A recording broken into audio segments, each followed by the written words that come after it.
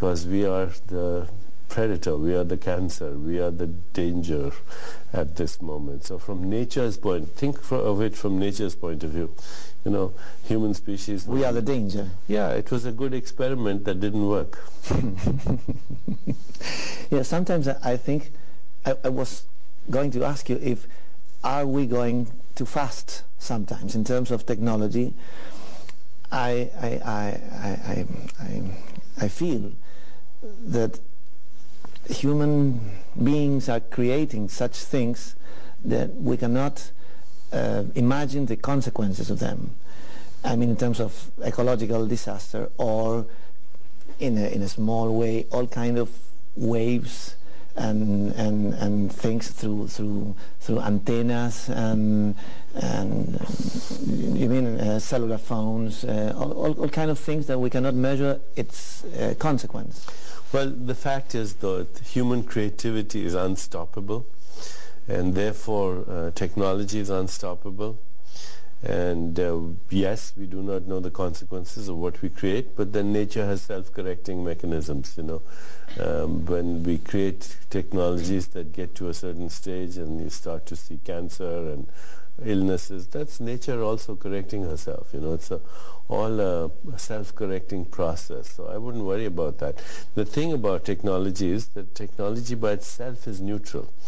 What we do with technology is dependent on our state of consciousness. We can use the same technology to restore the ecosystem, the same technology to bring economic empowerment to the poor, the same technology to solve conflicts in the world through creativity and economic and other incentives, the same technology to create cross-cultural understanding through cross-cultural music and entertainment and cross-cultural stories, the same technology to create new mythology which will give new raw materials for our collective imagination, the same technology to harness the power of collective intelligence.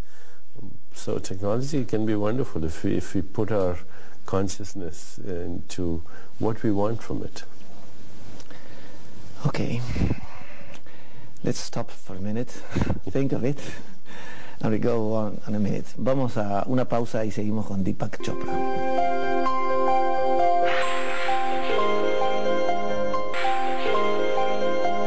You know, I've told you that 3 days ago, when I heard that you were coming to Argentina, I was wondering if we were going to meet again. And I was thinking of, to write you an email to tell you if we can meet for other things, and I have some personal questions, not for here, but for me. And when that happened, when I was wondering if I was going to meet you, my phone rang, and the TV producer called me to ask me if I was able and prepared to make you an interview. And I get so shocked. And I said, well, that's destiny. And I think you call that synchro destiny. No? What you can tell me about that? Well, at the most fundamental levels of the universe, everything is correlated with everything else. That's what's called non-local correlation. There's physics to it that at the deepest levels of nature, there's infinite correlation. And in fact, that's the only way to explain nature or simultaneity. How does a human body, you have 100 trillion cells in the body, each cell does 6 trillion things per second, and every cell instantly correlates its activity with all the other cells. So a human body can think thoughts and play a piano and kill germs and remove toxins and make a baby all at the same time. That is because at that level there is correlation even without the exchange of energy or information signals. It's a very fundamental concept now, this non-local correlation in physics, in particle physics. What this means is that what we call accident or randomness in the nature or chance or coincidence is actually the very mechanics of creation. In fact, everything that happens in the universe happens because of this synchronicity.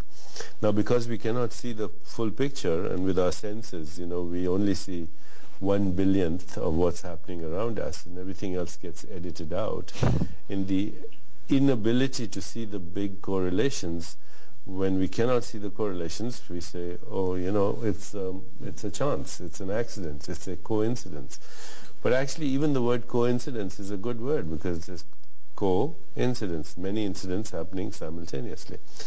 So synchronicity is a phenomenon that seems to be improbable, but in the deeper reality it's not. It's a phenomenon that's orchestrated outside the laws of space-time and causality. It's a phenomenon where everything is instantly correlated with everything else. But it's a phenomenon that occurs when you're in a more expanded state of consciousness, when you're not constricted or fearful or attached or worried or full of anxiety.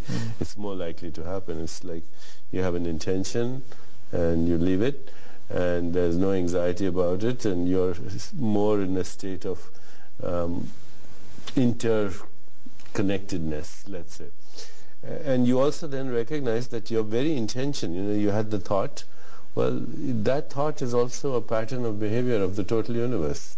It's correlated with everything else. So it's not that your thought actually caused the event.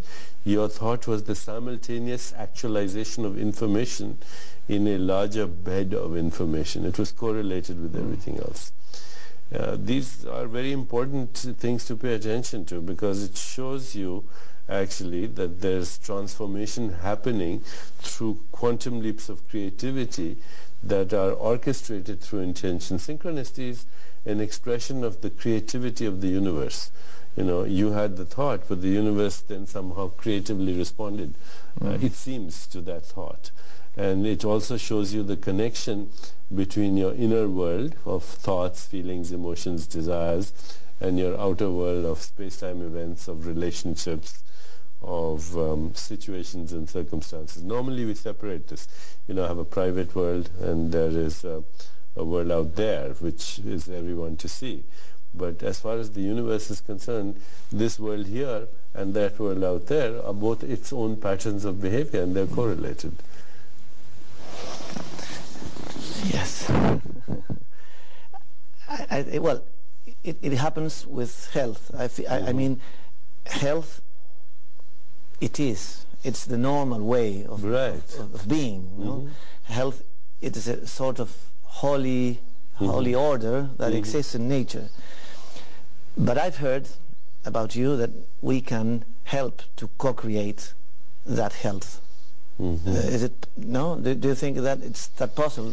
How can we help to do that? By not interfering. Everything that's happening in nature is through effortless spontaneity. You're not making your heart beat right now. It's doing it. You're not regulating your blood pressure. It's doing it. You're not regulating your body temperature. It's happening. You're not regulating your blood sugar or the secretion of hormones. All this activity is happening simultaneously and effortlessly. The same thing is true in nature. A bird is flying effortlessly, fish are swimming effortlessly, flowers bloom effortlessly. So you see in nature there's a principle called do less, accomplish more, and ultimately do nothing and accomplish everything. It's the spontaneity which with something comes out of nothing. The whole universe comes out of nothing. Nothing becomes everything. Now, whenever we interfere with that process through stress, which is the perception of threat by either feeling physically threatened or emotionally threatened or psychologically threatened, or getting too attached to me and mine, I am separate from everything else, or having attachment to the outcome, or using too much effort, or resisting the present moment, because the present moment is also a conspiracy of the total universe. You fight the present moment, you're fighting the whole universe.